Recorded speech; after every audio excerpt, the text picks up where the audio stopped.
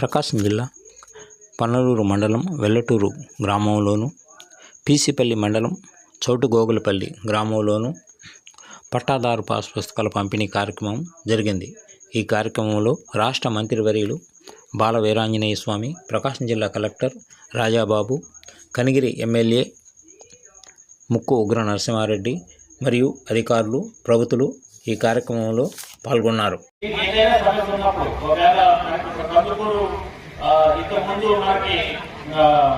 వేరే జిల్లాలో ఉంది, నెల్లూరు జిల్లాలో ఉంది. సో అటువంటిప్పుడు ఇందులో ఏం చేయాలి, కందుకూరు డివిజన్ కదా, కందుకూరు డివిజన్ రాలేదు, మాకు కందుకూరు డివిజన్ ఉన్నారు కదా అని మీరు అలాగా ఆధారపడాల్సిన అవసరం లేదు. సో ఇది మీ పాత పుస్తకాలు ఏదైతే ఉందో రాజముద్రతో చేంజ్ చేశారు కాబట్టి డేటా బ్యాంక్ లో ఆటోమేటిక్ గా చేంజెస్ అవుతాయి.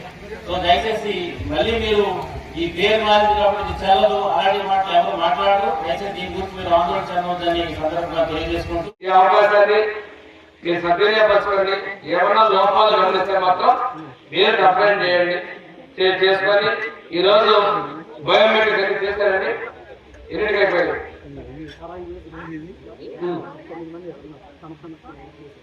చేశారు. పట్టాదారు పాస్ పుస్తకాలు ఇచ్చారు. అందులో సత్వల్ గారు కూడా మనం ముందు ఈకేవైసీ పూర్తి చేసిన తర్వాత అవసరమైతే సచివాలయంలో మన సిబ్బంది డిప్యూట్ చేసుకొని అవన్నీ పూర్తి చేసి ఇచ్చే విధంగా మీరు ప్రభుత్వం నిర్ణయం చేసిందని చెప్పి తెలియజేసుకుంటూ ఈ అవకాశాన్ని మీరు రైతులతో చక్కగా ఉపయోగించుకోవాలి కోరుకుంటున్నాను. ఇంకొక విషయం మీకు చెప్పడం మర్చిపోయాను.